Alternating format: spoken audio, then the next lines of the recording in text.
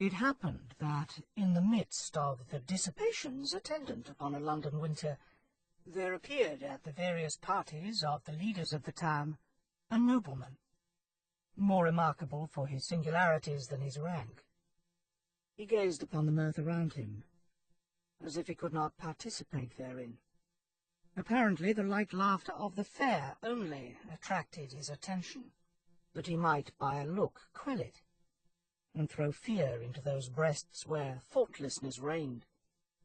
Those who felt this sensation of awe could not explain whence it arose.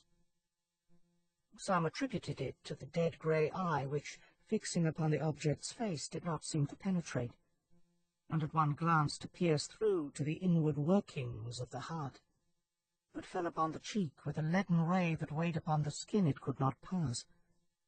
His peculiarities caused him to be invited to every house.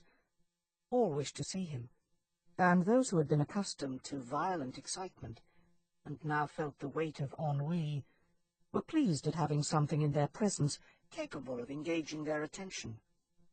In spite of the deadly hue of his face, which never gained a warmer tint, either from the blush of modesty or from the strong emotion of passion, though its form and outline were beautiful, many of the female hunters after notoriety attempted to win his attentions and gain at least some marks of what they might term affection.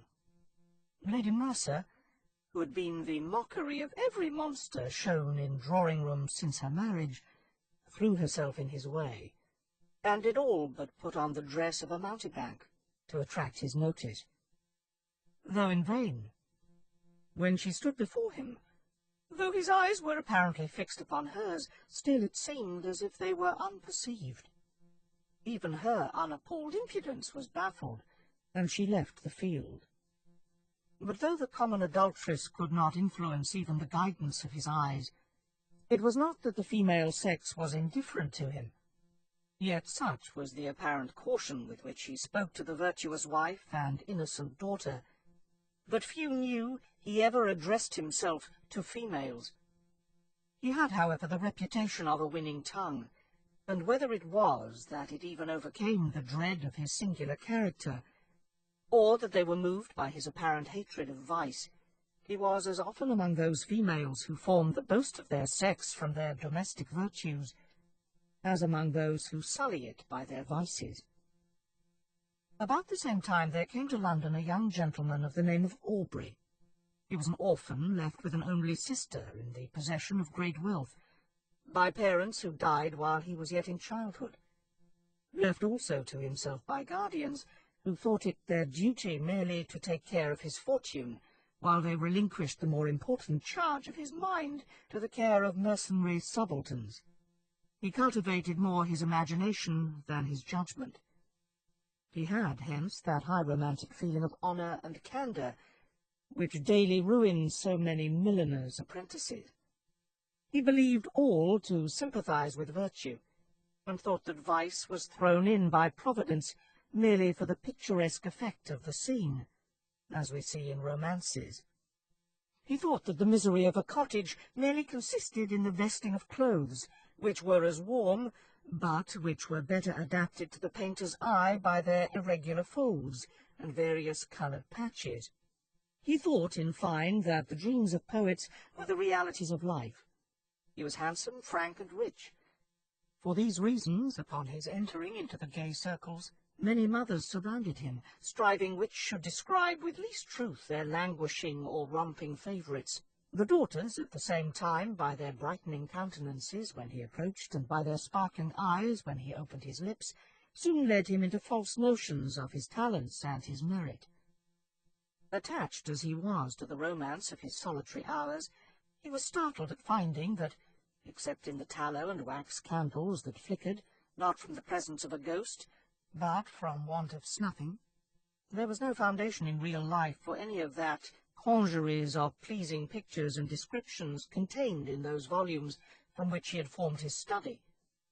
Finding, however, some compensation in his gratified vanity, he was about to relinquish his dreams, when the extraordinary being we have above described crossed him in his career. He watched him, and the very impossibility of forming an idea of the character of a man entirely absorbed in himself, who gave few other signs of his observation of external objects than the tacit assent to their existence, implied by the avoidance of their contact, allowing his imagination to picture everything that flattered its propensity to extravagant ideas.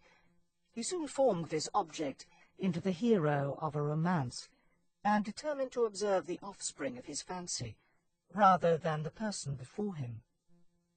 He became acquainted with him, paid him attentions, and so far advanced upon his notice that his presence was always recognized. He gradually learnt that Lord Ruthven's affairs were embarrassed, and soon found from the notes of preparation in Street that he was about to travel. Desirous of gaining some information respecting this singular character, who till now had only whetted his curiosity, he hinted to his guardians that it was time for him to perform the tour, which for many generations has been thought necessary to enable the young to take some rapid steps in the career of vice towards putting themselves upon an equality with the aged, and not allowing them to appear as if fallen from the skies, whenever scandalous intrigues are mentioned as the subjects of pleasantry or of praise, according to the degree of skill shown in carrying them on. They consented, and Aubrey, immediately mentioning his intentions to Lord Ruthven, was surprised to receive from him a proposal to join him. Flattered by such a mark of esteem from him, who apparently had nothing in common with other men, he gladly accepted it, and in a few days they had passed these circling waters. Hitherto Aubrey had had no opportunity of studying Lord Ruthven's character, and now he found that, though many more of his actions were exposed to his view, the results offered different conclusions from the apparent motives to his conduct. His companion was profuse in his liberality. The idle, the vagabond, and the beggar received from his hand more than enough to relieve their immediate wants. But Aubrey could not avoid remarking that it was not upon the virtuous, reduced to indigence by the misfortunes attendant even upon virtue, that he bestowed his alms. These were sent from the door with hardly suppressed sneers, but when the profligate came to ask something, not to relieve his wants, but to allow him to wallow in his lust, or to sink him still deeper in his iniquity, he was sent away with rich charity. This was, however, attributed by him to the greater importunity of the vicious, which generally prevails over the retiring bashfulness of the virtuous indigent. There was one circumstance about the charity of his lordship which was still more impressed upon his mind. All those upon whom it was bestowed inevitably found that there was a curse upon it, for they were all either led to the scaffold, or sunk to the lowest and the most abject misery. At Brussels and other towns through which they passed, Aubrey was surprised at the apparent eagerness with which his companion sought for the centres of all fashionable vice. There he entered into all the spirit of the faro table. He betted and always gambled with success, except where the known sharper was his antagonist, and then he lost even more than he gained. But it was always with the same unchanging face with which he generally watched the society around. It was not, however, so when he encountered the rash, youthful novice, or the luckless father of a numerous family. Then his very wish seemed fortune's law. This apparent abstractedness of mind was laid aside, and his eyes sparkled with more fire than that of the cat whilst dallying with the half-dead mouse. In every town he left the formerly affluent youth, torn from the circle he adorned, cursing, in the solitude of a dungeon, the fate that had drawn him within the reach of this fiend, whilst many a father sat frantic, amidst the speaking looks of mute, hungry children, without a single farthing of his late immense wealth, wherewith to buy even sufficient to satisfy their present craving. Yet he took no money from the gambling table, but immediately lost, to the ruiner of many, the last guilder he had just snatched from the convulsive grasp of the innocent. This might but be the result of a certain degree of knowledge, which was not, however, capable of combating the cunning of the more experienced. Aubrey often wished to represent this to his friend, and beg him to resign that charity and pleasure which proved the ruin of all, and did not tend to his own profit. But he delayed it, for each day he hoped his friend would give him some opportunity of speaking frankly and openly to him. However, this never occurred. Lord Ruthven, in his carriage, and amidst the various wild and rich scenes of nature, was always the same. His eye spoke less than his lip, and though Aubrey was near the object of his curiosity, he obtained no greater gratification from it than the constant excitement of vainly wishing to break that mystery, which to his exalted imagination began to assume the appearance of something supernatural. They soon arrived at Rome, and Aubrey for a time lost sight of his companion. He left him in daily attendance upon the morning circle of an Italian countess, whilst he went in search of the memorials of another almost deserted city. Whilst he was thus engaged, letters arrived from England, which he opened with eager impatience. The first was from his sister, breathing nothing but affection. The others were from his guardians.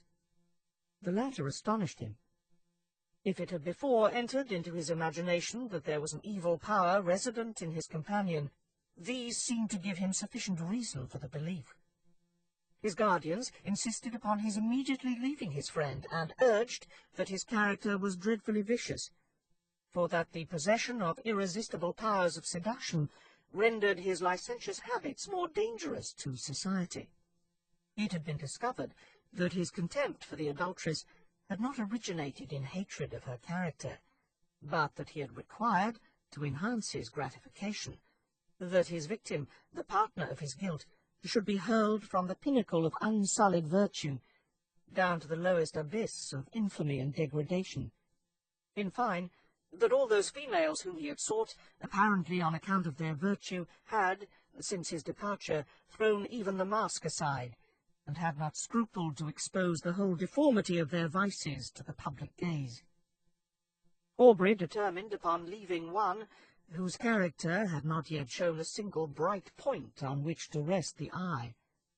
He resolved to invent some plausible pretext for abandoning him altogether, purposing in the meanwhile to watch him more closely, and to let no slight circumstances pass by unnoticed. He entered into the same circle, and soon perceived that his lordship was endeavouring to work upon the inexperience of the daughter of the lady whose house he chiefly frequented. In Italy, it is seldom that an unmarried female is met with in society. He was therefore obliged to carry on his plans in secret. But Aubrey's eye followed him in all his windings, and soon discovered that an assignation had been appointed, which would most likely end in the ruin of an innocent, though thoughtless girl. Losing no time, he entered the apartment of Lord Ruthven, and abruptly asked him his intentions with respect to the lady, informing him at the same time that he was aware of his being about to meet her that very night. Lord Ruthven answered that his intentions were such as he supposed all would have upon such an occasion, and upon being pressed whether he intended to marry her, merely laughed. Aubrey retired, and immediately writing a note to say that from that moment he must decline accompanying his lordship in the remainder of their proposed tour, he ordered his servant to seek other apartments, and calling upon the mother of the lady, informed her of all he knew, not only with regard to her daughter, but also concerning the character of his lordship. The assignation was prevented. Lord Ruthven next day merely sent his servant to notify his complete assent to a separation, but did not hint any suspicion of his plans having been foiled by Aubrey's interposition. Having left Rome, Aubrey directed his steps towards Greece, and crossing the peninsula, soon found himself at Athens. He then fixed his residence in the house of a Greek, and soon occupied himself in tracing the faded records of ancient glory upon monuments that apparently, ashamed of chronicling the deeds of free men only before slaves, had hidden themselves beneath the sheltering soil or many-coloured lichen. Under the same roof as himself existed a being, so beautiful and delicate that she might have formed the model for a painter, wishing to portray on canvas the promised hope of the faithful in Mahomet's paradise, save that her eyes spoke too much mind for anyone to think she could belong to those who had no souls. Though she danced upon the plain, or tripped along the mountain's side, one would have thought the gazelle a poor type of her beauties. For who would have exchanged her eye, apparently the eye of animated nature, for that sleepy luxurious look of the animal, suited but to the taste of an epicure? The light step of Ianthe often accompanied Aubrey in his search after antiquities, and often would the unconscious girl engage in the pursuit of a cashmere butterfly, show the whole beauty of her form, floating, as it were, upon the wind, to the eager gaze of him who forgot the letters he had just deciphered upon an almost effaced tablet, in the contemplation of her sylph-like figure. Often would her tresses, falling as she flitted around, exhibit in the sun's ray such delicately brilliant and swiftly fading hues, it might well excuse the forgetfulness of the antiquary, who let escape from his mind the very object he had before thought of vital importance to the proper interpretation of a passage in Pausanias. But why attempt to describe charms which all feel, but none can appreciate? It was innocence, youth, and beauty, unaffected by crowded drawing-rooms and stifling balls. Whilst he drew those remains of which he wished to preserve a memorial for his future hours, she would stand by and watch the magic effects of his pencil in tracing the scenes of her native place. She would then describe to him the circling dance upon the open plain, would paint to him in all the glowing colours of youthful memory the marriage pomp she remembered viewing in her infancy, and then, turning to subjects that had evidently made a greater impression upon her mind, would tell him all the supernatural tales of her nurse. Her earnestness and apparent belief of what she narrated excited the interest even of Aubrey, and often as she told him the tale of the living vampire who had passed years amidst his friends and dearest ties, forced every year by feeding upon the life of a lovely female to prolong his existence for the ensuing months, his blood would run cold, whilst he attempted to laugh her out of such idle and horrible fancies. But Ianthe cited to him the names of old men who had at last detected one living among themselves, after several of their near relatives and children had been found marked with the stamp of the fiend's appetite. And when she found him so incredulous, she begged of him to believe her, for it had been remarked that those who had dared to question their existence always had some proof given, which obliged them, with grief and heartbreaking, to confess it was true. She detailed to him the traditional appearance of these monsters, and his horror was increased by hearing a pretty accurate description of Lord Ruthven. He, however, still persisted in persuading her that there could be no truth in her fears, though at the same time he wondered at the many coincidences which had all tended to excite a belief in the supernatural power of Lord Ruthven. Aubrey began to attach himself more and more to Ianthe. Her innocence, so contrasted with all the affected virtues of the women among whom he had sought for his vision of romance, won his heart, and while he ridiculed the idea of a young man of English habits marrying an uneducated Greek girl, still he found himself more and more attached to the almost fairy form before him. He would tear himself at times from her, and forming a plan for some antiquarian research he would depart, determined not to return until his object was attained. But he always found it impossible to fix his attention upon the ruins around him, whilst in his mind he retained an image that seemed alone the rightful possessor of his thoughts. Ianthe was unconscious of his love, and was ever the same frank, infantile being he had first known. She always seemed to part from him with reluctance, but it was because she had no longer anyone with whom she could visit her favourite haunts, whilst her guardian was occupied in sketching, or uncovering some fragment which had yet escaped the destructive hand of time. She had appealed to her parents on the subject of vampires, and they both, with several present, affirmed their existence, pale with horror at the very name. Soon after, Aubrey determined to proceed upon one of his excursions, which was to detain him for a few hours.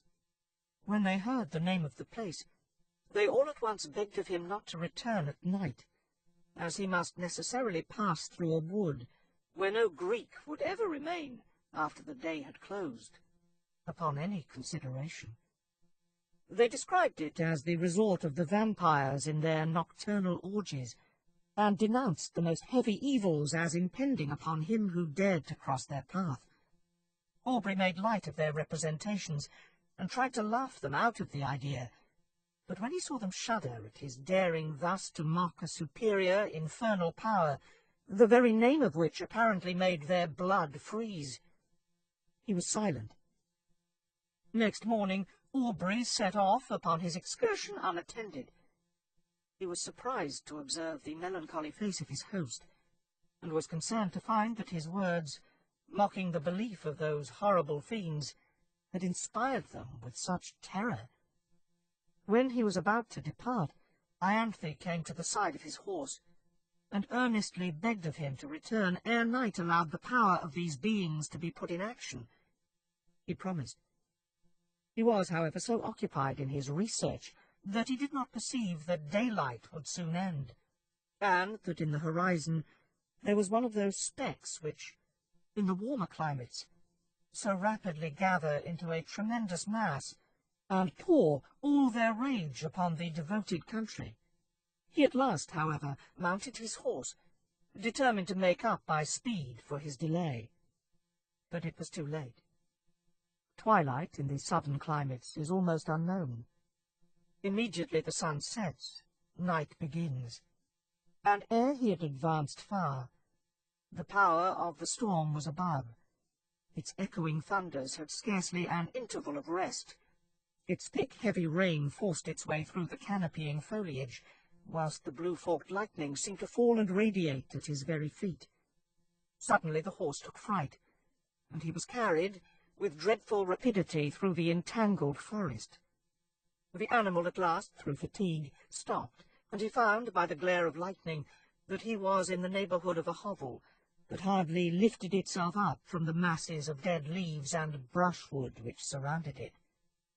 Dismounting, he approached, hoping to find someone to guide him to the town, or at least trusting to obtain shelter from the pelting of the storm. As he approached, the thunders, for a moment silent, allowed him to hear the dreadful shrieks of a woman mingling with the stifled, exultant mockery of a laugh, continued in one almost unbroken sound. He was startled, but roused by the thunder which again rolled over his head, he, with a sudden effort, forced open the door of the hut. He found himself in utter darkness. The sound, however, guided him. He was apparently unperceived, for though he called, still the sounds continued, and no notice was taken of him. He found himself in contact with someone, whom he immediately seized, when a voice cried, again baffled, to which a loud laugh succeeded, and he felt himself grappled by one whose strength seemed superhuman. Determined to sell his life as dearly as he could, he struggled, but it was in vain. He was lifted from his feet and hurled with enormous force against the ground. His enemy threw himself upon him, and, kneeling upon his breast, had placed his hands upon his throat. When the glare of many torches penetrating through the hole that gave light in the day disturbed him, he instantly rose, and leaving his prey, rushed through the door, and in a moment the crashing of the branches as he broke through the wood was no longer heard. The storm was now still, and Aubrey, incapable of moving, was soon heard by those without. They entered. The light of their torches fell upon the mud walls, and the thatch, loaded on every individual straw with heavy flakes of soot. At the desire of Aubrey, they searched for her who had attracted him by her cries. He was again left in darkness, but what was his horror, when the light of the torches once more burst upon him, to perceive the airy form of his fair conductress brought in, a lifeless corpse. He shut his eyes, hoping that it was but a vision arising from his disturbed imagination, but he again saw the same form when he unclosed them, stretched by his side. There was no colour upon her cheek, not even upon her lip. Yet there was a stillness about her face that seemed almost as attaching as the life that once dwelt there. Upon her neck and breast was blood, and upon her throat were the marks of teeth having opened the vein. To this the men pointed, crying, simultaneously struck with horror, "A vampire! A vampire!" A litter was quickly formed, and Aubrey was laid by the side of her who had lately been to him the object of so many bright and fairy visions, now fallen with the flower of life that had died within her. He knew not what his thoughts were. His mind was benumbed and seemed to shun reflection and take refuge in vacancy. He held almost unconsciously in his hand a naked dagger of a particular construction which had been found in the hut. They were soon met by different parties, who had been engaged in the search of her whom a mother had missed. Their lamentable cries as they approached the city forewarned the parents of some dreadful catastrophe. To describe their grief would be impossible, but when they ascertained the cause of their child's death, they looked at Aubrey and pointed to the corse. They were inconsolable. Both died broken-hearted. Aubrey, being put to bed, was seized with a most violent fever, and was often delirious. In these intervals he would call upon Lord Ruthven, and upon Ianthe. By some unaccountable combination, he seemed to beg of his former companion to spare the being he loved. At other times he would imprecate maledictions upon his head, and curse him as her destroyer. Lord Ruthven chanced at this time to arrive at Athens, and, from whatever motive, upon hearing of the state of Aubrey, immediately placed himself in the same house, and became his constant attendant. When the latter recovered from his delirium, he was horrified and startled at the sight of him, whose image he had now combined with that of a vampire. But Lord Ruthven, by his kind words, implying almost repentance for the fault that had caused their separation, and still more by the attention, anxiety, and care which he showed, soon reconciled him to his presence. His lordship seemed quite changed. He no longer appeared that apathetic being who had so astonished Aubrey, but as soon as his convalescence began to be rapid, he again gradually retired into the same state of mind, and Aubrey perceived no difference from the former man, except that at times he was surprised to meet his gaze fixed intently upon him, with a smile of malicious exultation playing upon his lips. He knew not why, but this smile haunted him. During the last stage of the invalid's recovery, Lord Ruthven was apparently engaged in watching the tideless waves raised by the cooling breeze, or in marking the progress of those orbs circling, like our world, the moveless sun. Indeed, he appeared to wish to avoid the eyes of all. Aubrey's mind, by this shock, was much weakened, and that elasticity of spirit which had once so distinguished him now seemed to have fled forever. He was now as much a lover of solitude and silence as Lord Ruthven, but much as he wished for solitude, his mind could not find it in the neighbourhood of Athens. If he sought it amidst the ruins he had formerly frequented, Ianthe's form stood by his side. If he sought it in the woods, her light step would appear wandering amidst the underwood, in quest of the modest violet. Then suddenly turning round, would show, to his wild imagination, her pale face and wounded throat, with a meek smile upon her lips. He determined to fly scenes, every feature of which created such bitter associations in his mind. He proposed to Lord Ruthven, to whom he held himself bound by the tender care he had taken of him during his illness, that they should visit those parts of Greece neither had yet seen. They travelled in every direction, and sought every spot to which a recollection could be attached. But though they thus hastened from place to place, yet they seemed not to heed what they gazed upon. They heard much of robbers, but they gradually began to slight these reports, which they imagined were only the invention of individuals whose interest it was to excite the generosity of those whom they defended from pretended dangers. In consequence of thus neglecting the advice of the inhabitants, on one occasion they travelled with only a few guards, more to serve as guides than as a defence. Upon entering, however, a narrow defile, at the bottom of which was the bed of a torrent, with large masses of rock brought down from the neighbouring precipices, they had reason to repent their negligence. For scarcely were the whole of the party engaged in the narrow pass, when they were startled by the whistling of bullets close to their heads, and by the echoed report of several guns. In an instant their guards had left them, and, placing themselves behind rocks, had begun to fire in the direction whence the report came. Lord Ruthven and Aubrey, imitating their example, retired for a moment behind the sheltering turn of the defile. But ashamed of being thus detained by a foe, who with insulting shouts bade them advance, and being exposed to unresisting slaughter if any of the robbers should climb above and take them in the rear, they determined at once to rush forward in search of the enemy. Hardly had they lost the shelter of the rock, when Lord Ruthven received a shot in the shoulder, which brought him to the ground. Aubrey hastened to his assistance, and, no longer heeding the contest or his own peril, was soon surprised by seeing the robbers' faces around him. His guards, having, upon Lord Ruthven's being wounded, immediately thrown up their arms and surrendered.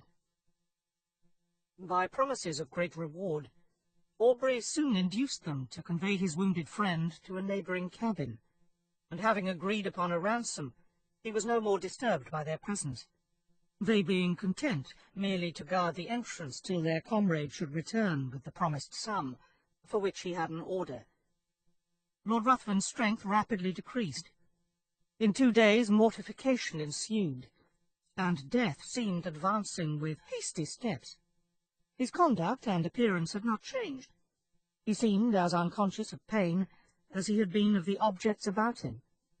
But towards the close of the last evening, his mind became apparently uneasy, and his eye often fixed upon Aubrey, who was induced to offer his assistance with more than usual earnestness.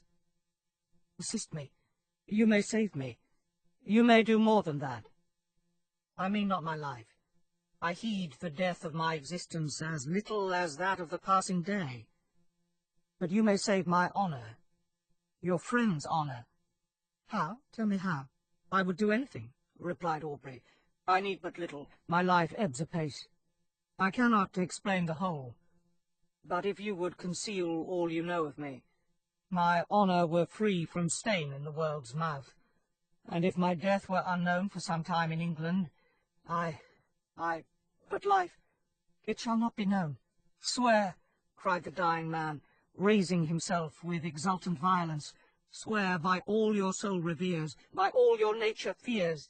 Swear that for a year and a day you will not impart your knowledge of my crimes, or death, to any living being in any way, whatever may happen, or whatever you may see." His eyes seemed bursting from their sockets. "I swear," said Aubrey. He sunk laughing upon his pillow, and breathed no more. Aubrey retired to rest, but did not sleep. The many circumstances attending his acquaintance with this man rose upon his mind, and he knew not why. When he remembered his oath, a cold shivering came over him, as if from the presentiment of something horrible awaiting him. Rising early in the morning, he was about to enter the hovel in which he had left the corpse, when a robber met him, and informed him that it was no longer there, having been conveyed by himself and comrades, upon his retiring, to the pinnacle of a neighbouring mount, according to a promise they had given his lordship, that it should be exposed to the first cold ray of the moon that rose after his death. Aubrey, astonished, and taking several of the men, determined to go and bury it upon the spot where it lay. But when he had mounted to the summit, he found no trace of either the corpse or the clothes, though the robbers swore they pointed out the identical rock on which they had laid the body. For a time his mind was bewildered in conjectures, but he at last returned, convinced that they had buried the corpse for the sake of the clothes.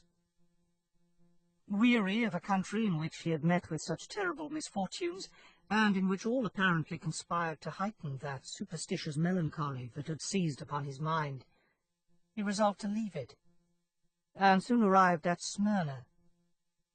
While waiting for a vessel to convey him to Otranto or to Naples, he occupied himself in arranging those effects he had with him belonging to Lord Ruthven.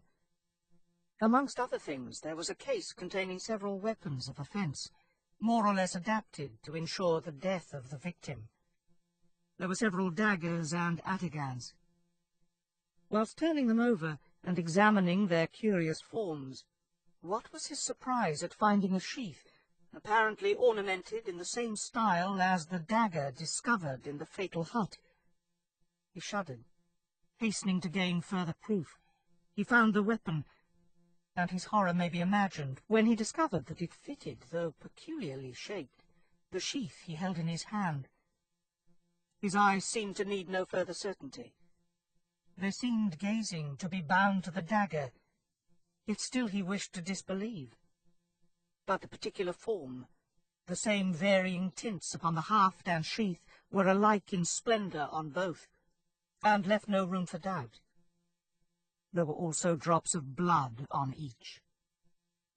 He left Smyrna, and on his way home, at Rome, his first inquiries were concerning the lady he had attempted to snatch from Lord Ruthven's seductive arts. Her parents were in distress, their fortune ruined, and she had not been heard of since the departure of his lordship. Aubrey's mind became almost broken under so many repeated horrors. He was afraid that this lady had fallen a victim to the destroyer of Ianthe. He became morose and silent, and his only occupation consisted in urging the speed of the postilions, as if he were going to save the life of someone he held dear. He arrived at Calais.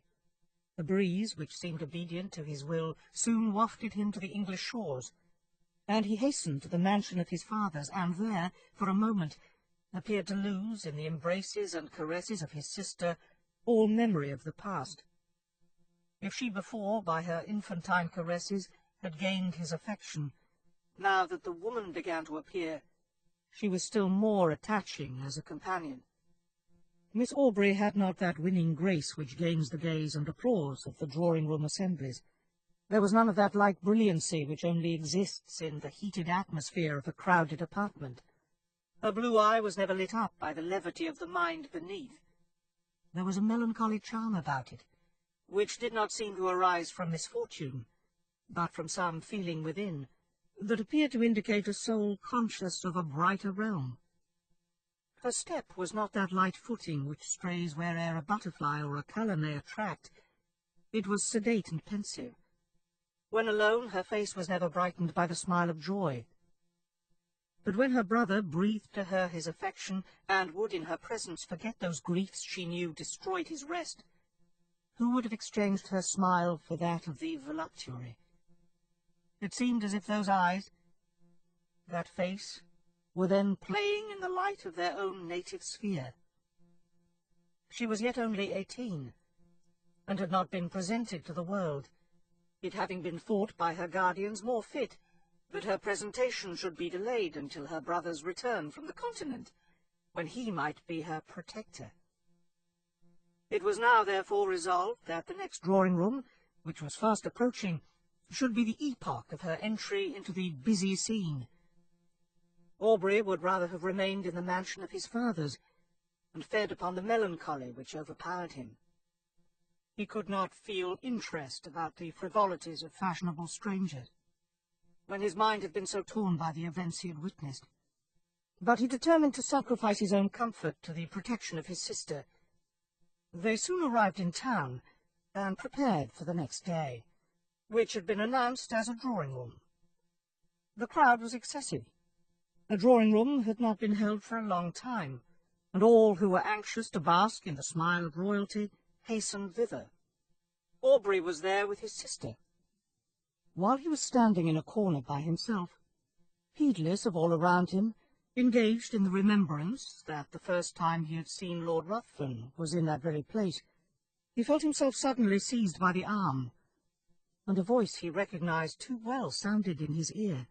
"Remember your oath." He had hardly courage to turn, fearful of seeing a spectre that would blast him, when he perceived, at a little distance, the same figure which had attracted his notice on this spot upon his first entry into society. He gazed till his limbs almost refusing to bear their weight, he was obliged to take the arm of a friend, and, forcing a passage through the crowd, he threw himself into his carriage, and was driven home. He paced the room with hurried steps, and fixed his hands upon his head, as if he were afraid his thoughts were bursting from his brain. Lord Ruthven again before him. Circumstances started up in dreadful array, the dagger, his oath. He roused himself. He could not believe it possible. The dead rise again. He thought his imagination had conjured up the image his mind was resting upon. It was impossible that it could be real. He determined, therefore, to go again into society, for though he attempted to ask concerning Lord Ruthven, the name hung upon his lips, and he could not succeed in gaining information. He went a few nights after, with his sister, to the assembly of a near relation. Leaving her under the protection of a matron, he retired into a recess, and there gave himself up to his own devouring thoughts. Perceiving at last that many were leaving, he roused himself, and, entering another room, found his sister surrounded by several, apparently, in earnest conversation. He attempted to pass and get near her, when one, whom he requested to move, turned round, and revealed to him those features he most abhorred. He sprang forward, seized his sister's arm, and, with hurried step, forced her towards the street. At the door he found himself impeded by the crowd of servants who were waiting for their lords, and while he was engaged in passing them, he again heard that voice whisper close to him, "Remember your oath." He did not dare to turn, but hurrying his sister soon reached home. Aubrey became almost distracted. If before his mind had been absorbed by one subject, how much more completely was it engrossed, now that the certainty of the monster's living again pressed upon his thoughts. His sister's attentions were now unheeded, and it was in vain that she entreated him to explain to her what had caused his abrupt conduct. He only uttered a few words, and those terrified her. The more he thought, the more he was bewildered. His oath startled him.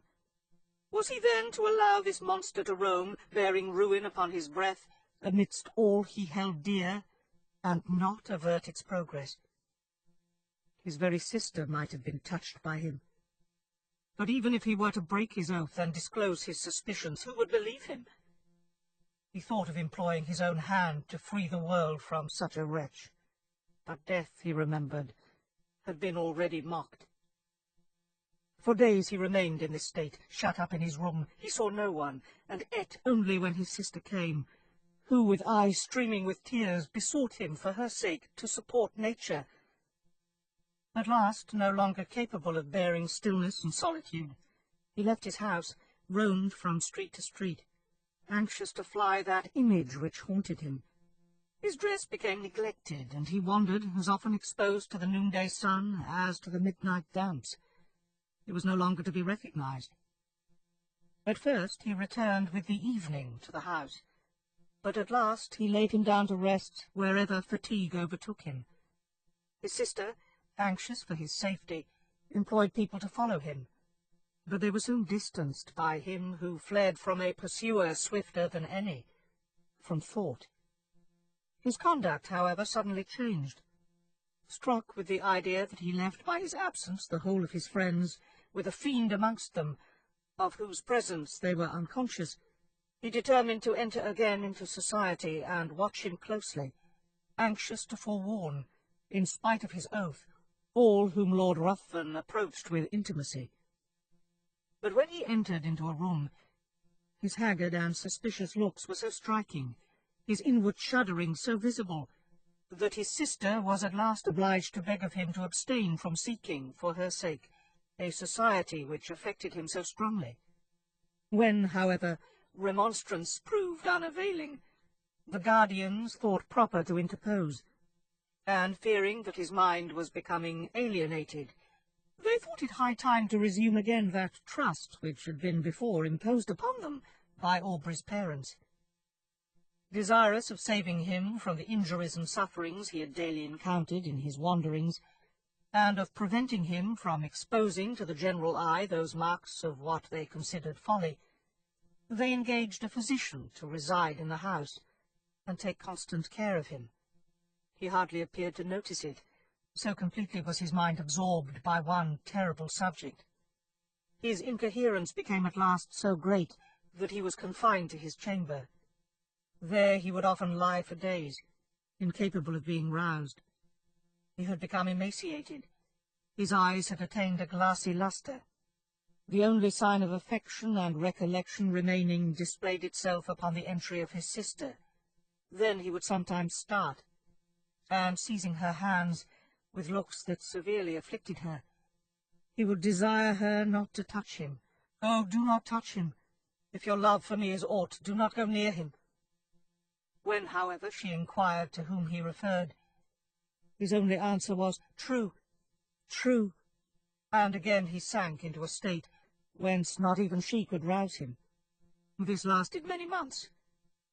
Gradually, however, as the year was passing, his incoherences became less frequent, and his mind threw off a portion of its gloom, whilst his guardians observed that several times in the day he would count upon his fingers a definite number, and then smile. The time had nearly elapsed when, upon the last day of the year, one of his guardians, entering his room, began to converse with his physician upon the melancholy circumstance of Aubrey's being in so awful a situation when his sister was going next day to be married. Instantly Aubrey's attention was attracted. He asked anxiously to whom. Glad of this mark of returning intellect, of which they feared he had been deprived, they mentioned the name of the Earl of Marsden. Thinking this was a young earl whom he had met with in society, Aubrey seemed pleased, and astonished them still more by his expressing his intention to be present at the nuptials, and desiring to see his sister. They answered not, but in a few minutes his sister was with him. He was apparently again capable of being affected by the influence of her lovely smile, for he pressed her to his breast, and kissed her cheek, wet with tears, flowing at the thought of her brother's being once more alive to the feelings of affection. He began to speak with all his wonted warmth, and to congratulate her upon her marriage with a person so distinguished for rank and every accomplishment, when he suddenly perceived a locket upon her breast. Opening it, what was his surprise at beholding the features of the monster who had so long influenced his life. He seized the portrait in a paroxysm of rage, and trampled it underfoot. Upon her asking him why he thus destroyed the resemblance of her future husband, he looked as if he did not understand her. Then seizing her hands, and gazing on her with a frantic expression of countenance, he bade her swear that she would never wed this monster, for he... But he could not advance. It seemed as if that voice again bade him remember his oath. He turned suddenly round, thinking Lord Ruthven was near him, but saw no one. In the meantime the guardians and physician, who had heard the whole, and thought this was but a return of his disorder, entered, and, forcing him from Miss Aubrey, desired her to leave him. He fell upon his knees to them. He implored, he begged of them to delay but for one day. They, attributing this to the insanity they imagined had taken possession of his mind, endeavoured to pacify him, and retired. Lord Ruthven had called the morning after the drawing-room, and had been refused with everyone else. When he heard of Aubrey's ill health, he readily understood himself to be the cause of it. But when he learned that he was deemed insane, his exultation and pleasure could hardly be concealed from those among whom he had gained this information. He hastened to the house of his former companion, and by constant attendance and the pretence of great affection for the brother and interest in his fate, he gradually won the ear of Miss Aubrey. Who could resist his power? His tongue had dangers and toils to recount. could speak of himself as of an individual having no sympathy with any being on the crowded earth, save with her to whom he addressed himself, could tell how, since he knew her, his existence had begun to seem worthy of preservation, if it were merely that he might listen to her soothing accents. In fine, he knew so well how to use the serpent's art, or such was the will of fate, that he gained her affections. The title of the elder branch falling at length to him, he obtained an important embassy, which served as an excuse for hastening the marriage, in spite of her brother's deranged state, which was to take place the very day before his departure for the continent. Aubrey, when he was left by the physician and his guardians, attempted to bribe the servants, but in vain. He asked for pen and paper. It was given him.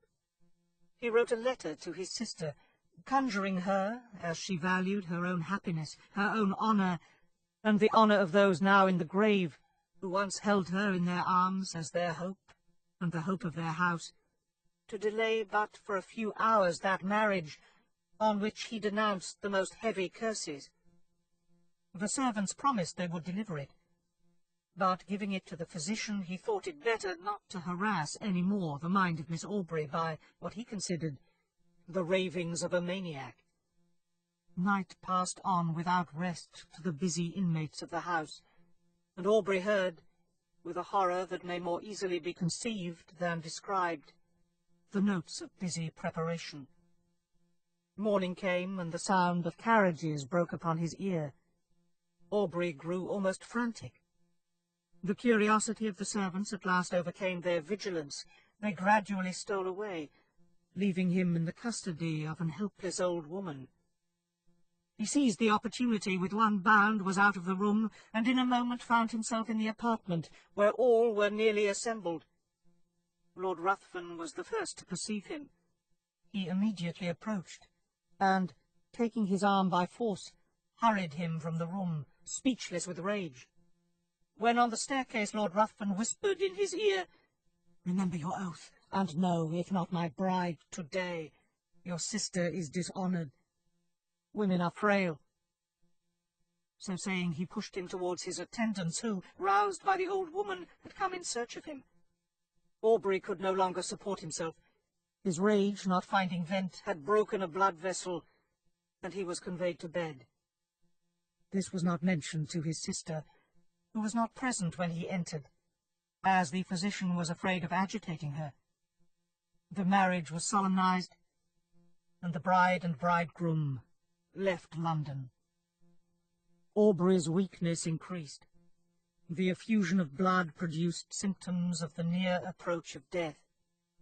He desired his sister's guardians might be called, and when the midnight hour had struck, he related composedly what the reader has perused. He died immediately after. The guardians hastened to protect Miss Aubrey, but when they arrived, it was too late. Lord Ruthven had disappeared, and Aubrey's sister,